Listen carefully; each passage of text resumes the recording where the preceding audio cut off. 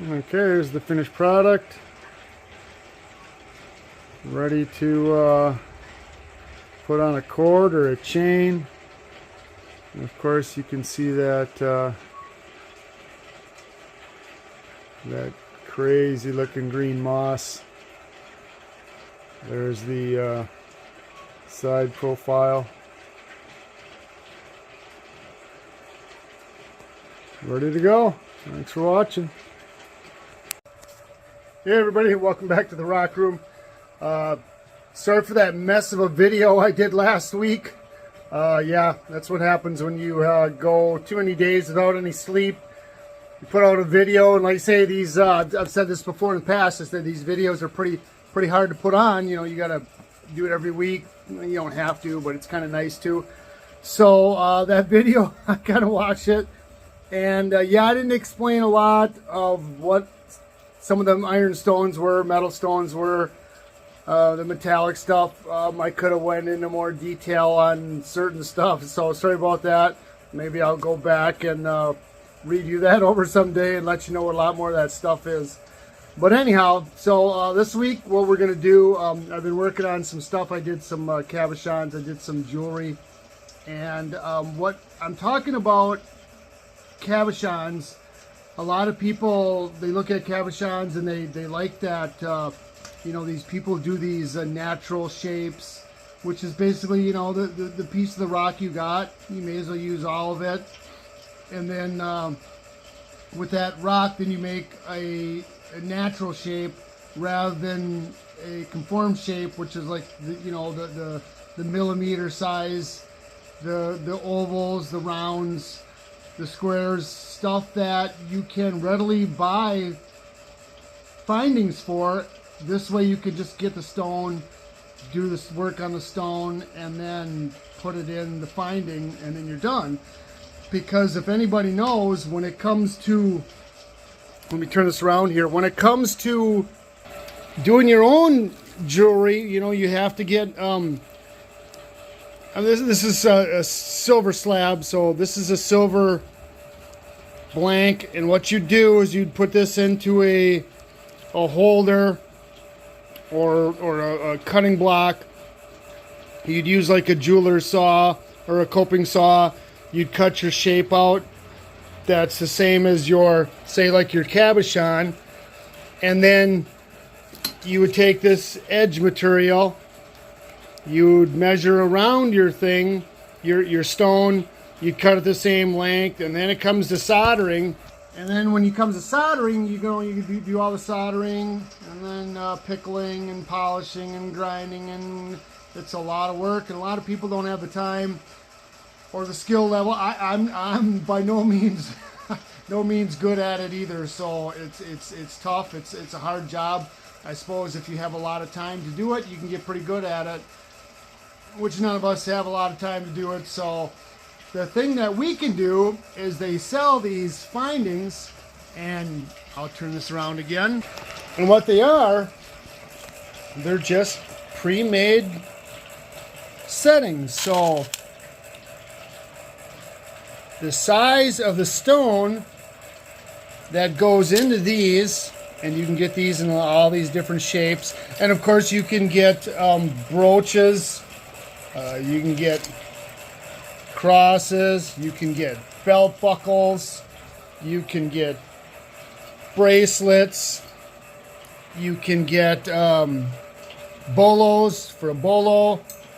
So with these standard fittings and your template guide, which is your standard sizes and shapes, you know, if you look at this big one, which is 40 by 30, well, then you just cut your stone 40 by 30, and when you have your stone 40 by 30, then you can just take it, place it in one of these findings that you can buy, and then just tighten down these little clamps. You can glue it in if so be, and then, you know, instantly, look at that, I got a nice piece of jewelry. So that's why I make a lot of these the standard sizes, because standard sizes are just easier for people to just get the stone, Let me zoom in on some of these. Just get the stone, and then you can put it together, and then you have yourself a nice little jewelry. Got some labradorite there.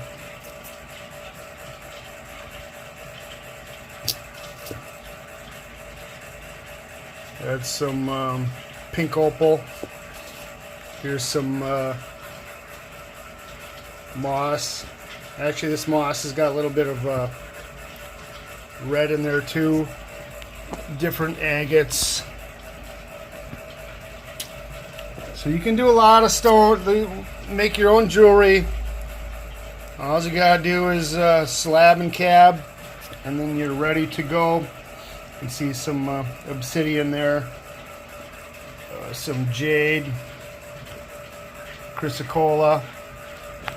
So that's what you can do very easily. And then, like I say, with some of the rough, the other shapes, whoop, you know, you can focusing in. You can do it the old-fashioned way, just any shape that you want. Then you just cut your material down. And make your own settings for it. Here's a nice piece of rainbow obsidian. Oh, that's nice, right? You got some, oh, here's another piece of rainbow. Whoops, sorry. Some more rainbow obsidian. Here's a different piece of obsidian. Here's a piece of obsidian. So, like I say, so you can take, you know, if you want to do it that way, you can make any shape you want, and then just do the work, do the silversmithing. Unless you want to use gold, you can do that, but otherwise, just do the easy way. Just get yourself the regular shape. Here's some gold stone. More for the kids. Well, I guess not for the kids, but so you can either do it either way. Depends on what you want to do. Now here's some cabs I just did this morning.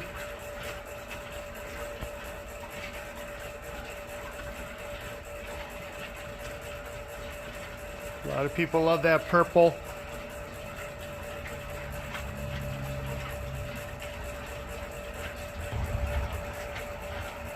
Of course, a tiger eye. And this tiger eye, it's got a lot of black in it. So when they heat treated the gold, when they heat treat gold to get this red, sometimes these outside pieces get real, real black. And I actually like the black.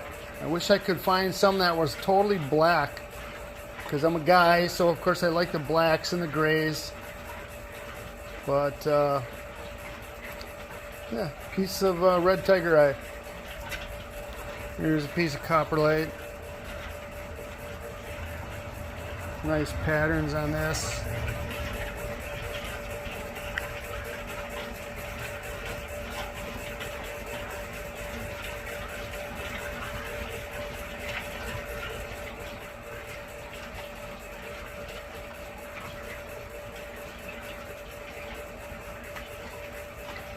Nice. Here's a piece of green gold stone. No, I don't normally mess around with artificial or man-made stones, but you know, a lot of people like it, and it's not that bad. You know, it's kind of cool. And yeah, it's a man-made stone, but you can't find anything natural. I shouldn't say can't. You get a lot of natural stuff that sparkles, but goldstone's nice. This is a piece of bloodstone from India.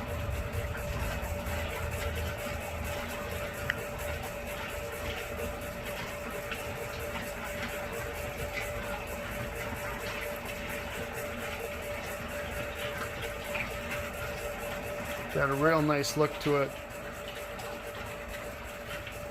Of course, the old classic lapis, the dreamy blue.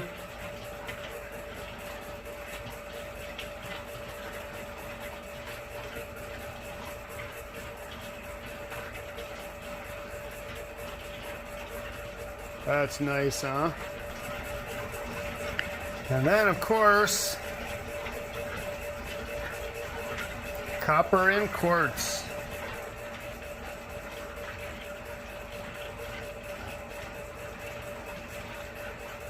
Yeah, that copper is just over the top. What a beautiful stone.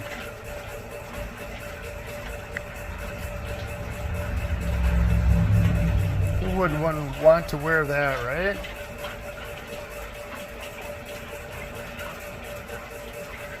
Just look at that.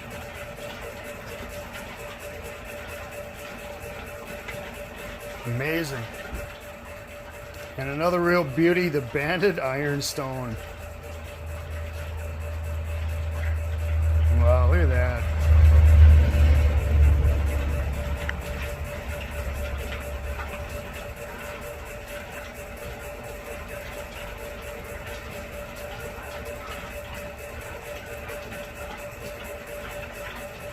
Man, that's just beautiful. And this, I don't think it's bright enough in here. Let me take this piece outside for a second. Yeah, sorry about that. I took it outside. Maybe I could show you the sparkle in the red and the metallic of it, but no, it's just too bright. The camera just doesn't pick it up, but it's a stunner anyhow. I love that beautiful stuff.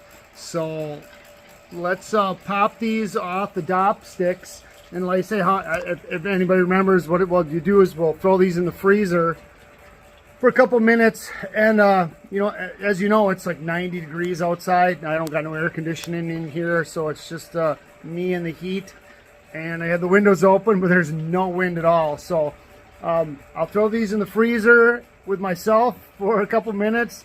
We'll pop these DOP sticks off, and then I'll show you what they kind of would look like in some of that jewelry. So here's a nice bracelet with some ironstone, banded ironstone in there. Don't want to drop it and break it. So all you have to do is glue that in. Nice bracelet. Any woman, I don't know if this would be a guy's thing or not. I'd wear it. I think it's cool. I love it. And here's that same look with maybe with this copper.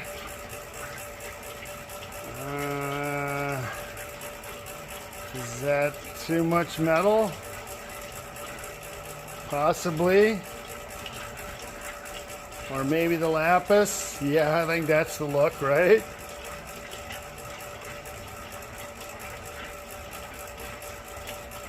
Yeah, that's good. I love that. Or maybe the Indian bloodstone, besides my big thumbprint I just got on there. Or are you more the brooch person? Nice brooch.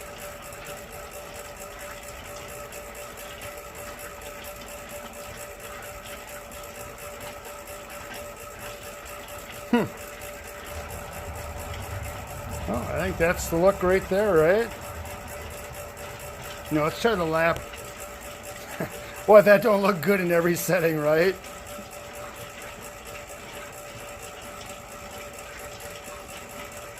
Nice. And here we got for the guys, this would be the bolo. And what people don't know what a bolo is, it's where you got a string that goes around your neck. And it's got little findings on the end of the string, and then it's kind of like a tie. You see it a lot of Western people, Western wear. That would be a bolo. There's that copper in a bolo.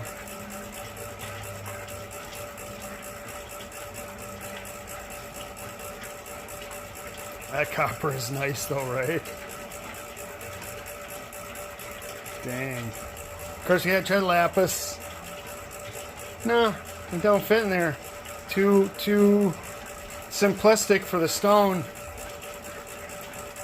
Blue like that's more like a royal stone. Needs more of a royal fitting. So, no, it doesn't work in there. Okay, so now I did this.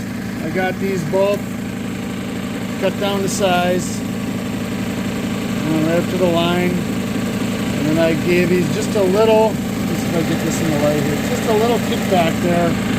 So it fits in this finding. I dry fitted and made sure they both fit. You can see that little step I put on there. This way she'll fit right in there.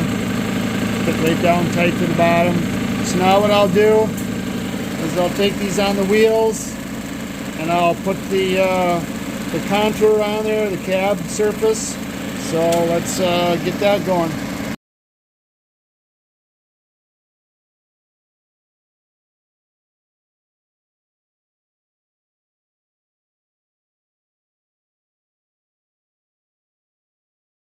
Now you see I got these two roughed out on the wheel. Got that dome shape down.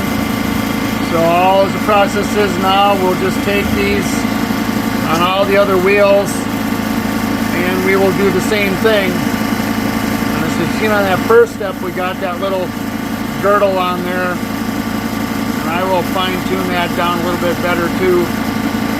So we'll take these on the rest of the wheels and smooth this all up, get down to them end wheels, they'll be polished all up, and then I'll show you what that looks like. Okay, there's the finished stone. There's our finding. I'll show you that. A closer look. This is, of course, is where are we at here? All right, this is the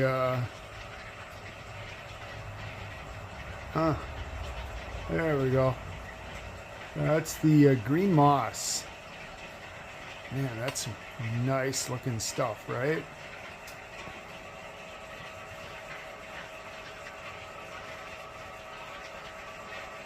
Almost kind of borders on creepy. If that was what the water looked like, I would not swim in it. So we will put this in the finding. So what I'll do, let me zoom out a little bit here. So what we'll do is we'll take this and obviously we'll drop it in there. And then you just bend these little, let me take it back out here. I'll show you a close up on this. These little prongs on there, we'll bend all these down with something soft, like a wood dop stick or something. We will, we'll bend these over and clamp it into place and see what it looks like then when it's got that on. Figured I'd throw while they're sitting in their freezer, I'd throw a public service announcement. So basically all you have to do is get, a $3,000 cabbing machine, $3,000 slab saw, a couple other $100, $600, $500 machines, about $20,000 worth of rock, and a big place, $30,000 building to store everything in and put everything in and keep everything dry, and a few other compounds of this, compounds of that, a bunch of sore back, and you'll be on your way to making $3 jewelry in no time, right? That's your public service announcement.